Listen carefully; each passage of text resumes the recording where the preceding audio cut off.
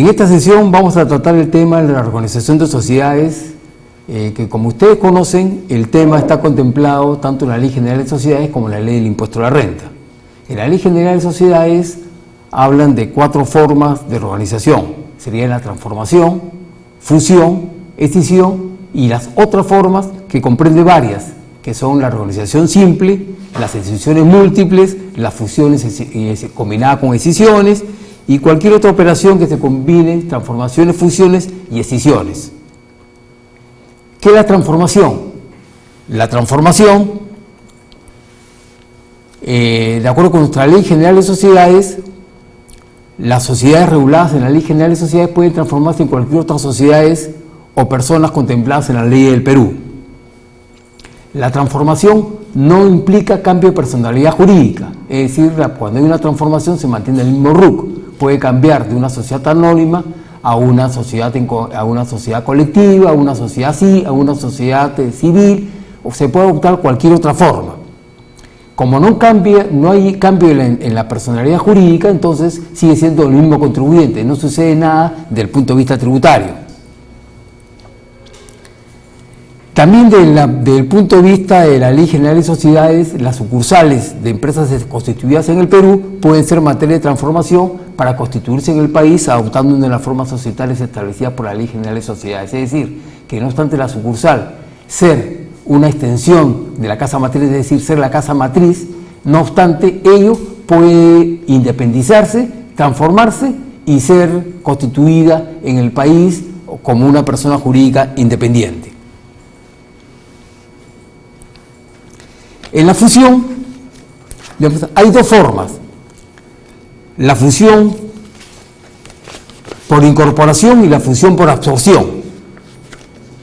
En la fusión por incorporación significa que 2 o más sociedades se incorporan en una nueva sociedad, es decir, las 2 sociedades se extinguen, las sociedades absorbidas se extinguen y transfieren su bloque y a título universal a la nueva sociedad. Eso es lo que se conoce como la incorporación. Y la fusión, digamos, por constitución de nueva sociedad, o la otra es por absorción, en el cual una sociedad ya existente absorbe a otra sociedad, ¿no? En cuyo caso la sociedad absorbida se extingue. Entonces tenemos 2 formas: que 2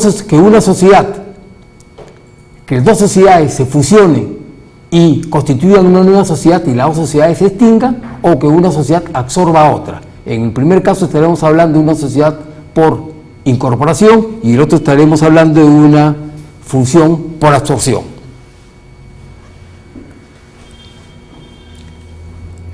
¿Qué es la escisión? La escisión es mediante el cual una empresa separa un bloque patrimonial, uno o varios bloques patrimoniales, que son absorbidos por otra sociedad existente o por nuevas sociedades. Cuando la sociedad se extingue por absorción, es decir, cuando escinde su bloque patrimonial que son absorbidos por otra sociedad, entonces la sociedad se extingue. Y en el otro sistema simplemente separa un bloque patrimonial y ese bloque patrimonial es absorbido por otra sociedad.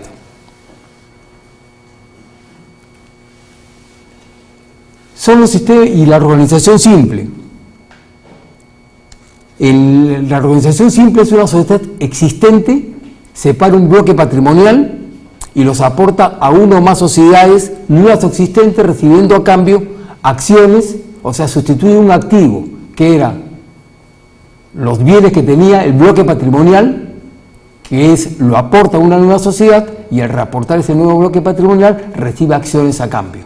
Entonces aquí es como si fuese un aporte, pero tiene un trámite societario para que reciba la naturaleza de la organización simple.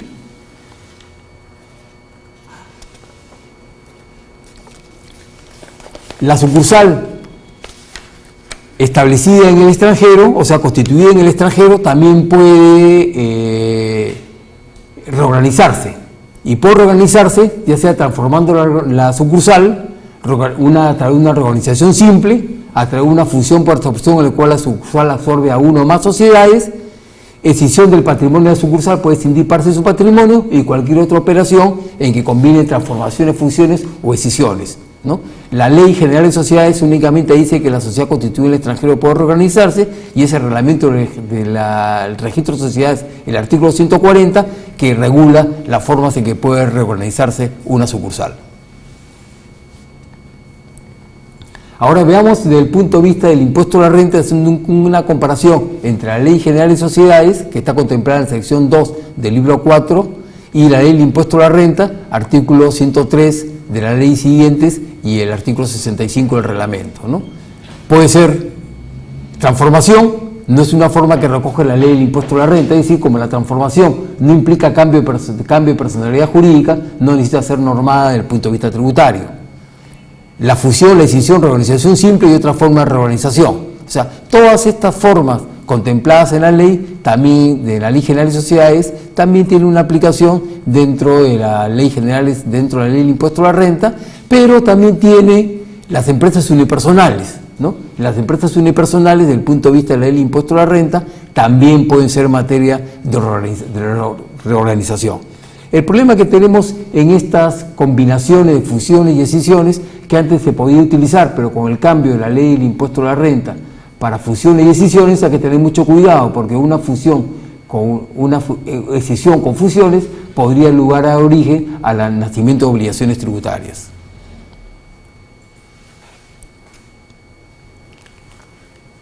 Entonces, del punto de vista de la Ley del Impuesto a la Renta, todas aquellas comprendidas en la Ley General de Sociedades, así como las empresas individuales de responsabilidad limitada y las empresas unipersonales, también puede ser materia de reorganización.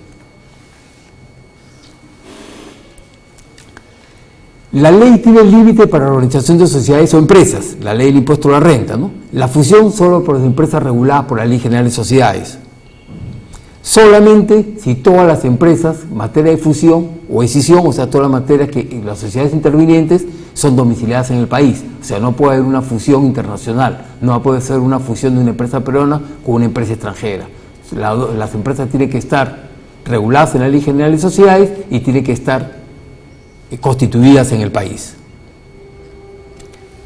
También se permite la fusión de sucursales de personas jurídicas no domiciliadas siempre que esté precedida la fusión de su casa matriz y sus oficinas principales.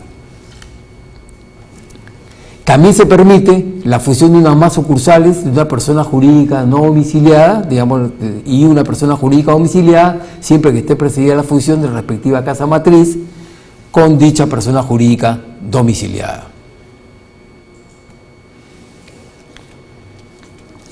La Ley del Impuesto a la Renta comprende varias formas de reorganización de sociedades, ¿no? La reorganización de sociedades, desde el punto de vista societario, desde el punto de vista económico, tiende a que las empresas mejoren su capacidad productiva, usen sinergias, entonces le da un tratamiento tributario diferente. Uno puede adoptar una reorganización, o sea, puede fusionarse o escindirse bajo varios sistemas. Puede ser sin efecto tributario, es decir, con efecto tributario y revaluando el activo, pero sin efecto tributario. Esas tres formas son las formas más adoptadas. Indudablemente, en nuestro país la forma que más se adopta es una fusión sin efecto tributario. Es decir, en la fusión sin efecto tributario, ¿esto qué quiere decir? Que los patrimonios de una sociedad o el bloque es absorbida por otro y se mantienen los mismos valores, los mismos costos computables. No los valores, a veces es un error tomar valores en libros, ¿no? Los valores en libros pueden ser diferentes, lo que la norma dice que mantengo el mismo costo computable.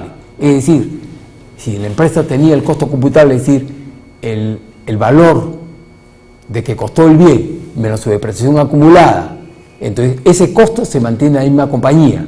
Cuando tiene sin efecto tributario, el mismo es como si no hubiese pasado nada. El activo pasa y tiene la misma vida útil, la misma tasa de depreciación, es como si no hubiese pasado nada, como si la sociedad continuara con lo mismo. Lo mismo en un proceso de escisión sin efecto tributario, saco el bloque patrimonial y al sacar el bloque patrimonial, o sea, se escinde el bloque patrimonial es absorbido por la otra compañía y los activos que están dentro de ese bloque patrimonial son depreciados o amortizados de acuerdo con la vida útil que tenían en la empresa en materia de decisión y por el plazo que les restaba para extinguir esa vida útil. Es decir, no hay ningún cambio.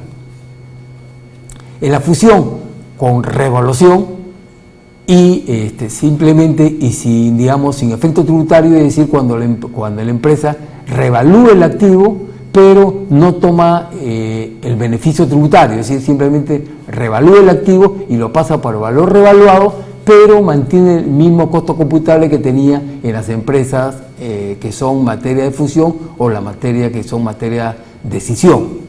Es decir, simplemente hay una revaluación que no tiene efecto tributario, ¿no? Lo que la norma indica es que en esos casos, por ejemplo, no puede haber reducción de capital para pagar, para entregar sumas a los accionistas, hay ciertas limitaciones, pero puedo hacerlo revaluando para tener un mayor patrimonio, consecuencia de la fusión, o el efecto de la decisión, pero sin efecto tributario, es decir, sin darle mayor costo a los bienes materia de la fusión o decisión. Es decir, que si la empresa recibe el bien, lo van a tener que seguir manteniendo, la empresa que recibe el bien lo va a tener que seguir depreciando dentro de su vida útil al mismo costo computable. Si lo vende, la utilidad va a estar representada por la diferencia entre el valor de venta y su costo.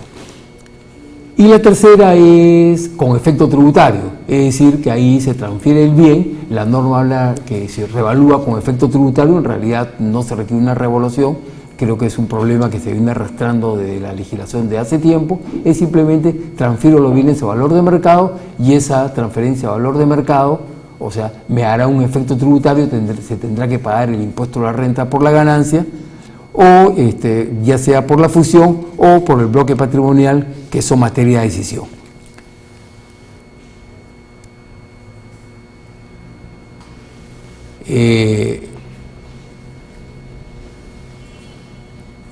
Después también con respecto a la reorganización,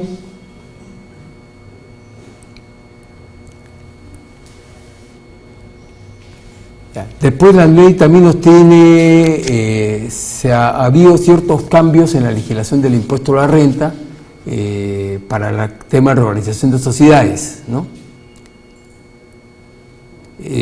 Digamos, están referidas a los casos de escisión, más que los casos de fusión, es decir, cuando una sociedad escinde parte de su patrimonio, entonces hay ciertas limitaciones. Esa sociedad no puede transferir las acciones en materia de decisión, el 50% o más de sus acciones, con derecho a voto, sino después de pasado un año, es decir, si la fusión se realizó en el año 2013, las acciones que se reciben por una decisión no pueden ser transferidas sino hasta el 2015. Si se transfirieran en el 2014 se generarían efectos tributarios, ¿no? Dependiendo del sistema que la compañía optó para hacer la reorganización simple, para hacer la decisión, podría originar efectos diferentes. Así, si uno optó el sistema de la revaluación del activo sin efecto tributario, estaría grabada y transfiere las acciones, más del 50% de las acciones antes transcurrido el plazo, digamos, pasado el siguiente ejercicio, tendría que pagar tanto el accionista que transfiere o el participacionista que transfiere su acción o participación como la sociedad. Es decir, se origina un doble impuesto, tanto para el accionista, que va a tener que pagar su 5 o 30% de su valor de mercado, que representaría el valor de esas acciones, como la sociedad que recibió el bloque patrimonial para llevarlo a su valor de mercado, ¿no? Entonces, eso está normado dentro de la ley del impuesto a la renta como primera presunción.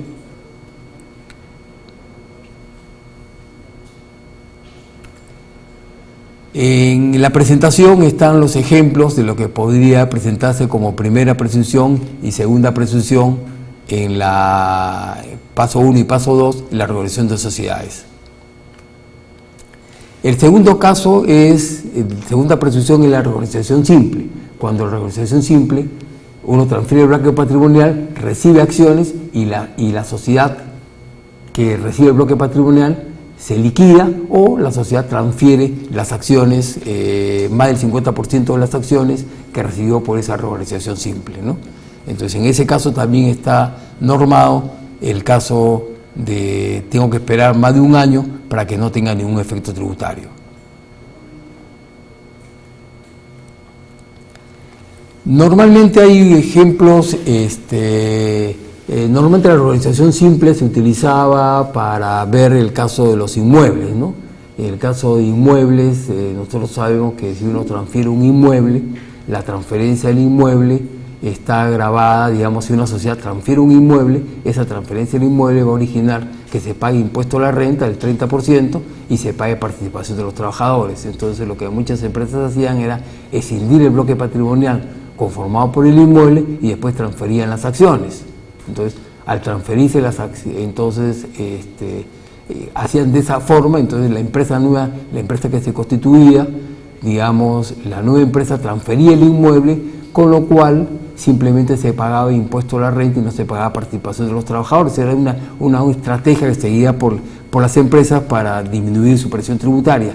Como digo, con estas normas de límites a la organización de sociedades se han limitado esas posibilidades.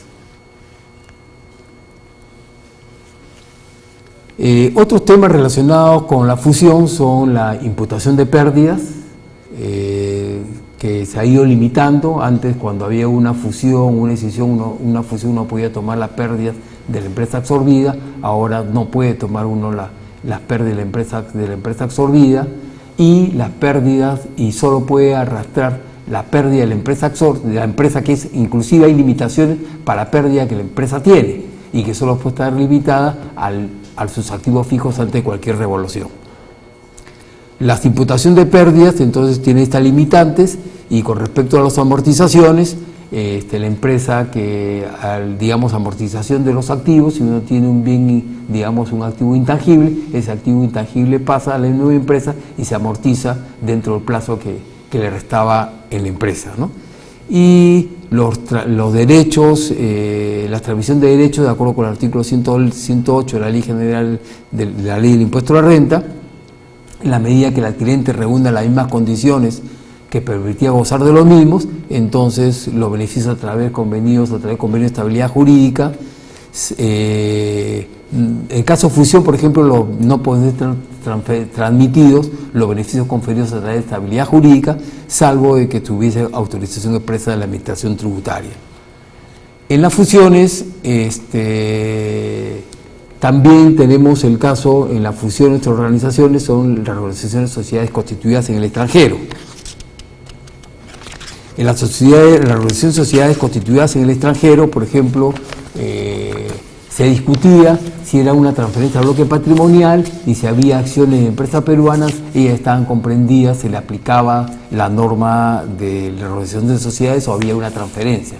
Entonces, una consulta nacional hace mucho tiempo clarificó la situación y dijo que caso de organizaciones, sociedades constituidas en el extranjero que eran accionistas de empresas peruanas, si se transferían las acciones se originaba renta de frente peruana, o sea, se producía una transferencia y consiguientemente se gravaba con el impuesto a la renta, ¿no? La ganancia que se pudiese obtener. El problema es que cómo se determina el impuesto a la renta en el caso de organizaciones de sociedades ocurridas en el extranjero, ¿no? Que es un problema diferente. El otro tema es el costo computable en la organización de sociedades. ¿Cuál es el costo? El costo computable, es decir, si una empresa absorbe a otra o se escinde, ¿cuál es el bloque patrimonial?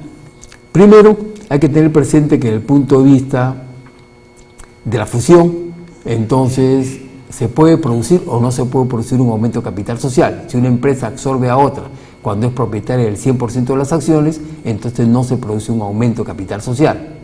Cuando hay fusiones entre diferentes sociedades, o sea, son dos o más sociedades donde no hay una relación, donde el que absorbe no es 100% accionista de la empresa absorbida, entonces sí se produce un aumento de capital social. También una decisión, también puede haber, hay una reducción de capital social y un aumento de capital social en la empresa que absorbe el bloque patrimonial. Es importante tener presente que la decisión, por ejemplo, no necesita de que se haga en favor de un solo accionista, en favor de, digamos, en partes iguales, en la misma proporción. Puede ser en favor de un solo accionista. Si todos están de acuerdo, entonces puede haber una decisión en favor de un solo accionista y no de todos los, digamos, en forma proporcional a todos los accionistas.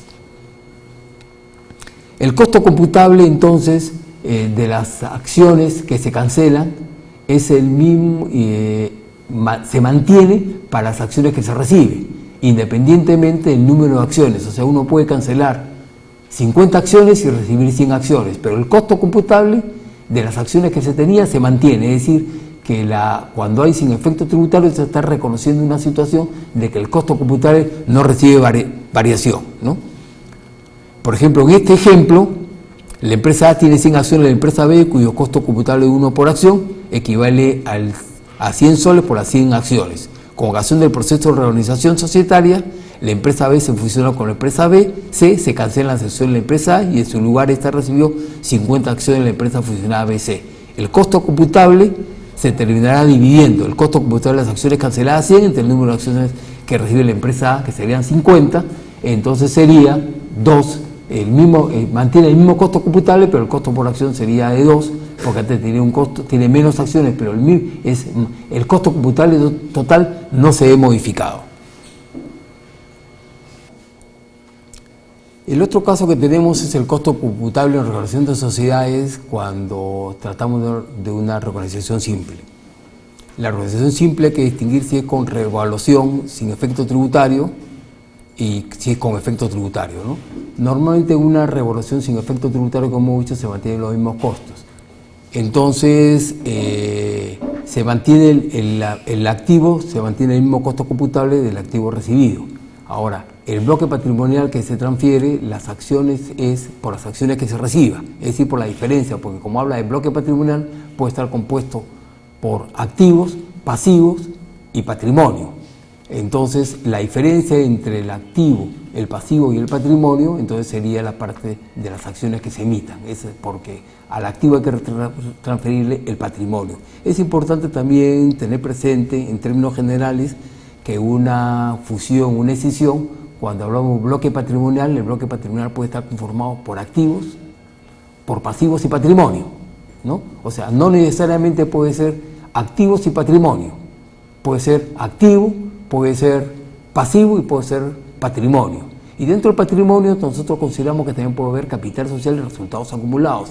Algunos consideran que solo debe ser capital social, nosotros consideramos que un proceso de fusión y escisión, cuando hablamos de patrimonio, se puede transferir parte del patrimonio, considerando también pasivos, capital social y resultados acumulados, o otras cuentas, como puede ser, por ejemplo, si una empresa hizo una revaluación voluntaria, o simplemente no revaluación voluntaria, sino simplemente tiene los activos registrados a un mayor valor, entonces, por supuesto, también por una revaluación, entonces el excedente de revaluación no se puede distribuir hasta que el bien sea vendido, hasta que el bien el activo haya sido depreciado.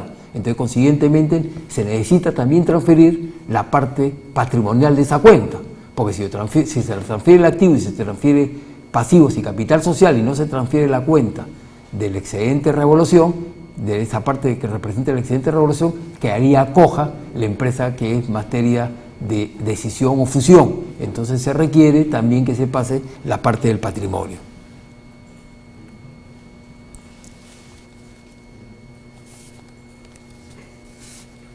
La fecha de entrada en vigencia. Aquí hay una discrepancia entre la Ley General de Sociedades y la ley del impuesto a la renta. Desde el punto de vista de la Ley General de Sociedades, la fusión entra en vigencia normalmente con la escritura pública de que se otorgue, o se discute si es con la inscripción en los registros públicos, en qué momento entra en vigencia desde el punto de vista legal la fusión.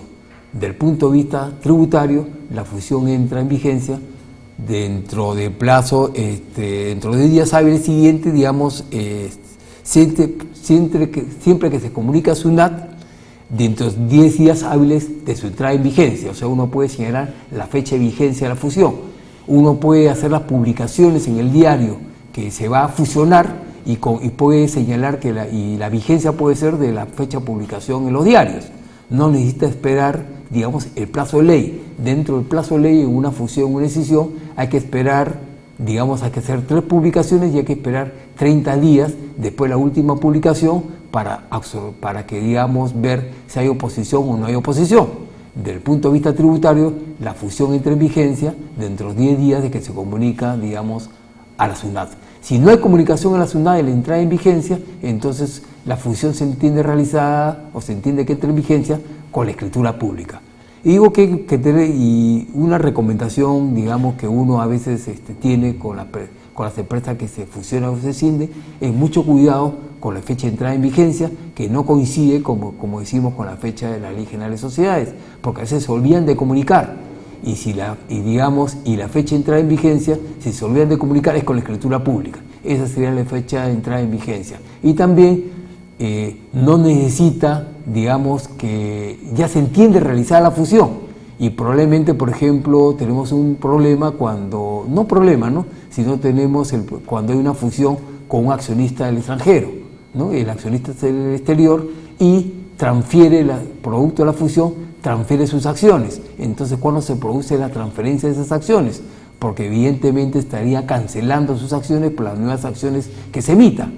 Pero yo puedo adelantar se puede adelantar la fecha de entrada de vigencia a la fecha de la escritura pública. Pero ¿cuándo se entenderían pagadas? Porque se requiere certificado de capital invertido, digamos, si es un proceso de transferencia de acciones, ¿no? Que origina renta de fuente peruana.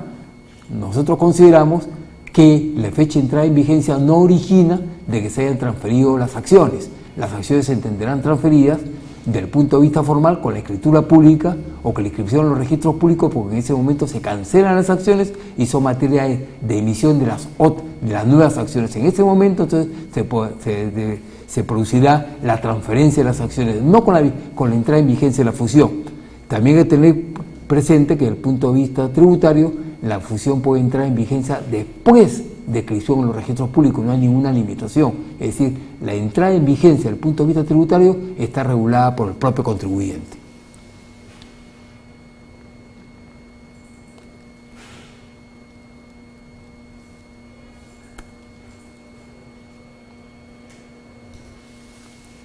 Aquí desarrollamos algunos casos prácticos de la ventaja de la fusión,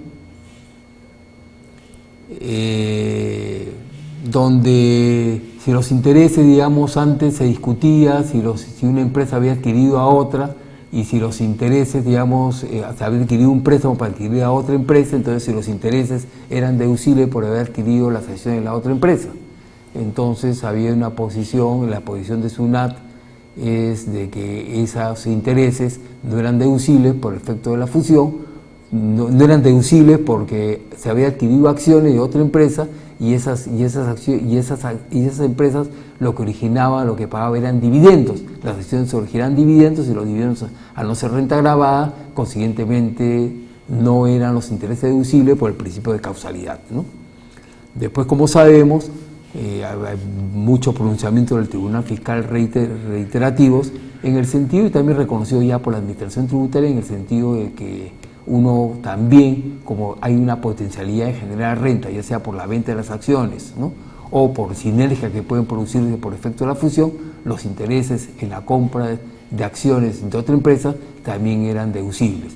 Pero lo que se discutía también antes era, por eso se fusionaba para efecto de, digamos, de cambiar, en lugar de tener ya las acciones, tenía los activos correspondientes a esas compañías. Y la SUNAT también consideraba de que al haberse hecho una fusión y haber incorporado activos nuevos, el préstamo original no fue destinado a la compra de acciones, sino a la compra de activos, y desconocía los intereses relacionados. Pero todo, creo que estas cosas ya fueron superadas. Los casos prácticos también tenemos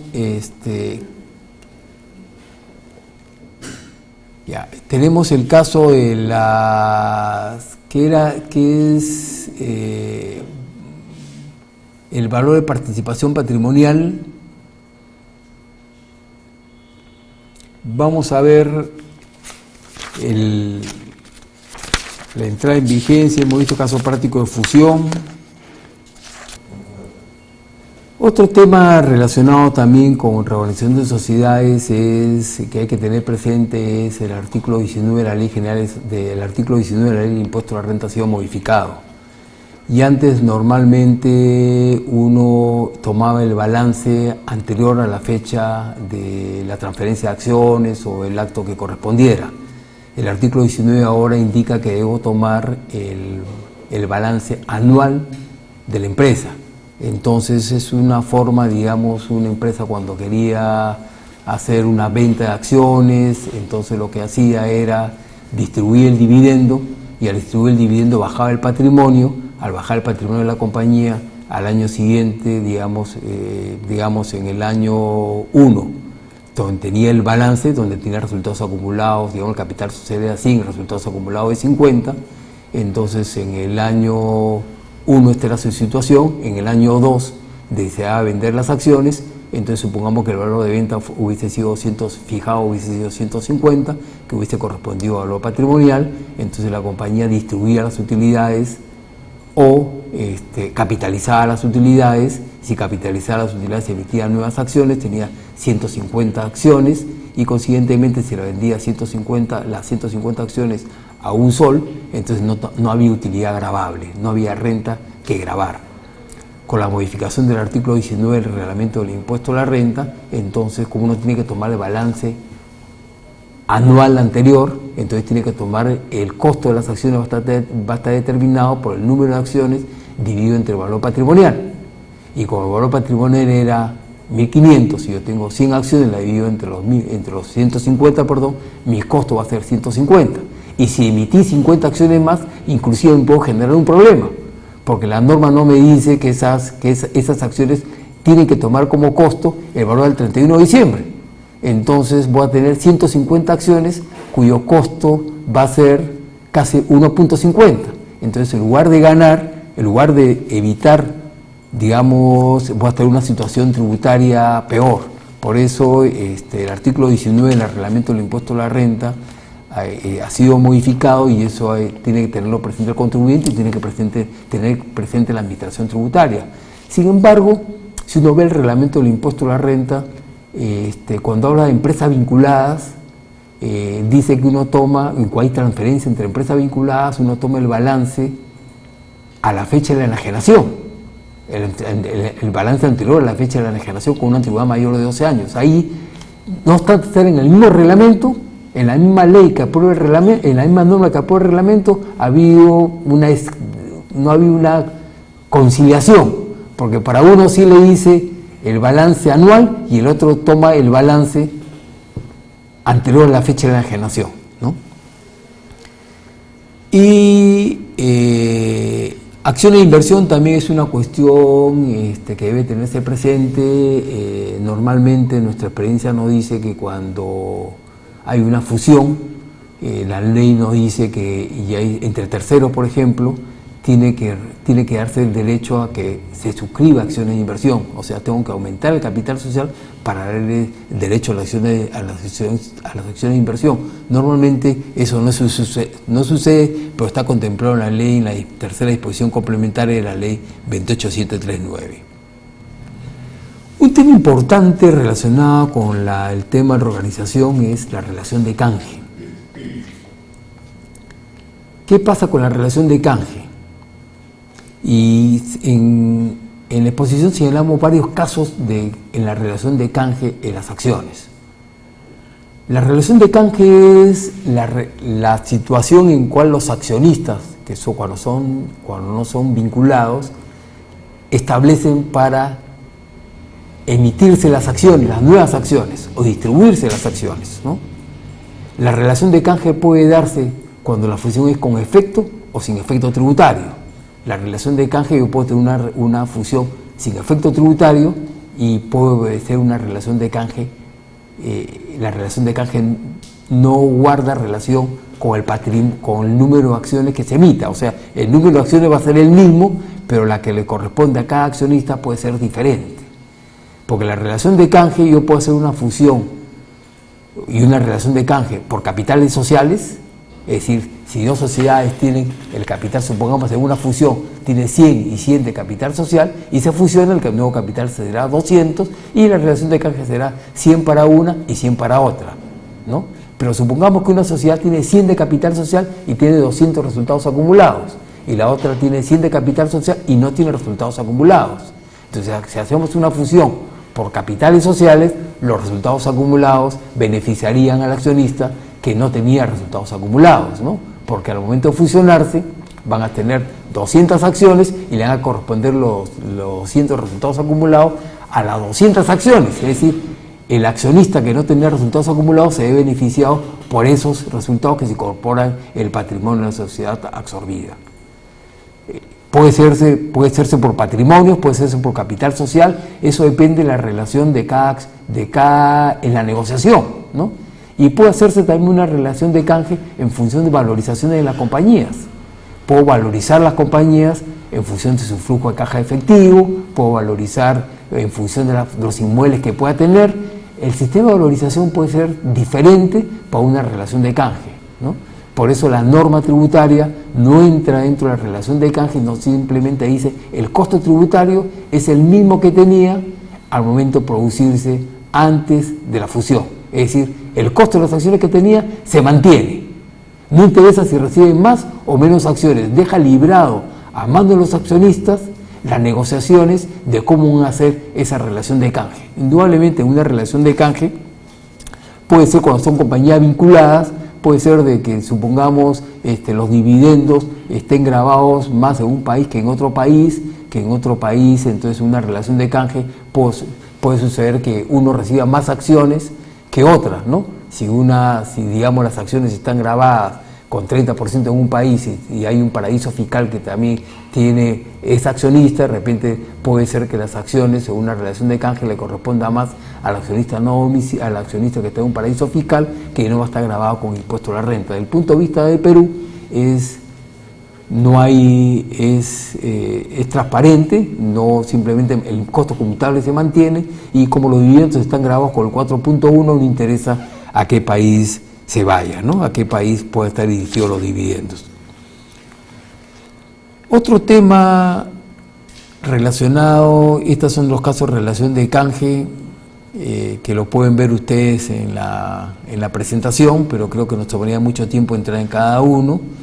Otro caso es las conversiones de acciones ordinarias. La Ley General de Sociedades, como nosotros sabemos, permite de que las acciones se puedan convertir, ¿no? Acciones de tipo A, acciones de tipo B. O sea, no necesariamente todas las acciones pueden ser de la misma clase con iguales derechos, puede haber acciones de diversas clases, acciones tipo A, acciones de tipo B. Las acciones tipo A pueden tener mayor derecho a dividendos, menos derechos políticos, las acciones tipo B pueden tener más derechos a dividendos, menos derechos políticos, puede ser una combinación de los derechos políticos y los derechos a dividendos, ¿no? La conversión de las acciones no es un hecho grabado, ¿no? Pero es una forma que a veces recurren las sociedades para relacionarse, para cambiar un poquito sus estructuras societarias. Desde el punto de vista tributario, una conversión de acciones de tipo A a tipo B no origina ninguna consecuencia tributaria. Otro tema importante es relación de canje, vimos emisión de acciones con prima. Una forma que recurren los accionistas también, digamos, es emitir acciones con prima de capital, ¿no? De acuerdo con la Ley General de Sociedades, uno puede emitir acciones bajo la par o sobre la par. Bajo la par quiere decir que si uno emite acciones de 100, la puede colocar al 90% de su valor, es decir, con una pérdida de 10, esa pérdida no es deducible desde el punto de vista tributario y puede ser de que la compañía tiene pérdidas, entonces emita su valor nominal, pero si le emita su valor nominal en una compañía que no tiene mayores, que digamos, que tiene pérdidas acumuladas, el accionista los terceros no suscribirían las acciones a valor nominal, entonces las castiga y emite bajo la par. En otros casos la compañía puede tener resultados acumulados o puede tener mayores proyecciones y emite acciones sobre la par, acciones con prima de capital o prima emisión como se denominaba antes, o sea, emite acciones sobre su valor nominal. Esa emisión de las acciones sobre su valor nominal no constituye renta gravada para la sociedad, y hay varios informes respecto de eso, y es lógico, no constituye una ganancia de capital, simplemente emitió las acciones sobre la par, y esa utilidad entonces no está gravada, es utilidad de la compañía que se distribuirá entre los accionistas y en su oportunidad pagará el 4.1. El costo computable del accionista que suscribe la acción con prima de emisión, su costo computable está dado por el valor nominal y por la prima que pagó por la acción. Eso constituirá el costo computable de su acción, ¿no? Pero, o sea, es una práctica, como vemos, emitir acciones sobre la par. El último punto relacionado con esta reorganización de sociedades es qué se debe comprar. Digo que se debe comprar, la charla está dirigida a la administración tributaria, pero hay que tener presente también el interés del accionista, del interés de las personas que compran, ¿no? O sea, si uno dice, ¿qué debo comprar? Debo comprar acciones, activos, como si pasivos, o sea, compro el negocio, compro activos, ¿no? Compro acciones. Entonces, indudablemente, esto depende de la óptica del vendedor y la óptica del comprador, ¿no? Nosotros, nuestra experiencia nos indica que muchas veces se han vendido acciones cuando se han debido vender activos, y esto origina una doble tributación en la empresa que vende las acciones y de un negocio, cuando están parte de un negocio. Me explico. Si se vende activo, si se vende acciones desde el punto de vista del accionista, tiene varias ventajas. Su costo computable está dado por su valor en libros, su ganancia va a estar dada por el valor de venta de esas acciones, y su costo computable determinará su utilidad en la venta de las acciones. Esa venta de las acciones va a estar grabada con el impuesto a la renta y con la participación de los trabajadores que corresponda, si es una empresa industrial, comercial, pesquera, cualquier tipo de empresa, entonces tendrá que pagar participación a los trabajadores sobre la utilidad que origine la venta de las acciones. Si la empresa también tiene una ventaja en el sentido de que si vende las acciones, se libera responsabilidades. Ya no tiene responsabilidad porque la responsabilidad de la sociedad al vender las acciones, la responsabilidad quedará en la sociedad y los nuevos accionistas asumirán esa responsabilidad.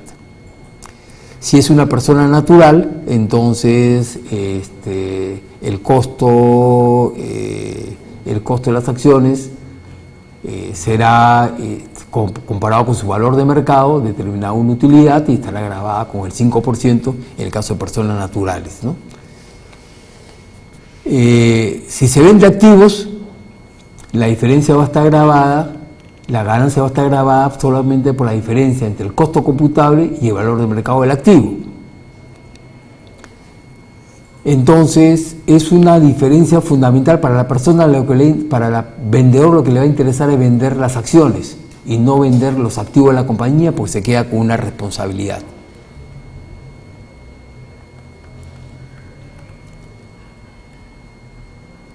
Entonces va a tener que, ahí señalamos el ejemplo que va a tener que pagar con respecto a las acciones, desde el punto de vista del comprador. Si se compra acciones, el costo no es amortizable ni depreciable. No se trata de un activo fijo, entonces, que puede ser de una maquinaria que le puede depreciar, ni un activo intangible que pueda amortizar. Entonces, solamente se va a recuperar ese costo cuando se vendan las acciones en el futuro, y si la empresa no se vende, simplemente el precio que pagó, el mayor precio que pagó por las acciones, no puede amortizar. Mantiene emisor, si se compró las acciones, la empresa emisora de las acciones, la que adquirió, mantiene su responsabilidad solidaria, tributaria, sociedad y laboral, ¿no? En cambio, si compra los activos los puede deducir vía depreciación. Si compra, también puede comprar si compra activos fijos, digamos, lo deduce por depreciación.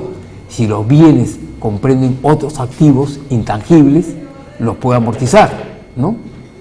Entonces, lo único que no podría amortizar es el goodwill, es decir, el mayor valor pagado que no corresponda a ningún activo. Pero si compra, por ejemplo, software, lo puede amortizar. Si compra la lista de clientes, la puede amortizar. Entonces, desde el punto de vista del comprador, es mucho más eficiente adquirir activos que adquirir acciones, ¿no? Por todo eso producto de la negociación. Y para la empresa, normalmente a veces cuando es una empresa accionista de otra empresa la que vende las acciones, en realidad te está originando una doble tributación, porque ella va a tener que pagar 30% sobre su costo computable de sus acciones y su valor de mercado. El nuevo accionista no va a poder amortizar las acciones y los activos mantienen el mismo costo computable. Entonces el mayor valor que en realidad pagó no lo puede amortizar, no lo puede depreciar, y ese mayor valor que se pagó por las acciones, así se fusione con la sociedad, no constituye un activo intangible que pueda ser amortizado. Al principio hubo opiniones de SUNAT en el sentido que sí, y después ya quedó clarificado, quedó claro frente a la SUNAT y también frente a todos los especialistas que se dedican a materia tributaria, en el sentido que no se puede transferir, ¿no?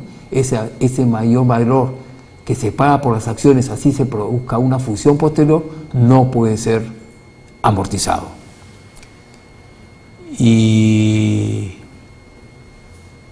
habíamos hablado cuando se compra entonces el goodwill, habíamos hablado del goodwill de los activos. En el ejemplo se señala casos donde se compra los activos, ¿por qué? ¿No?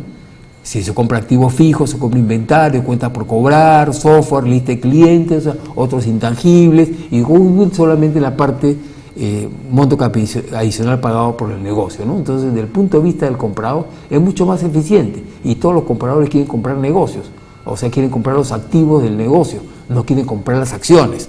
Lo que pasa es que a veces las empresas quieren vender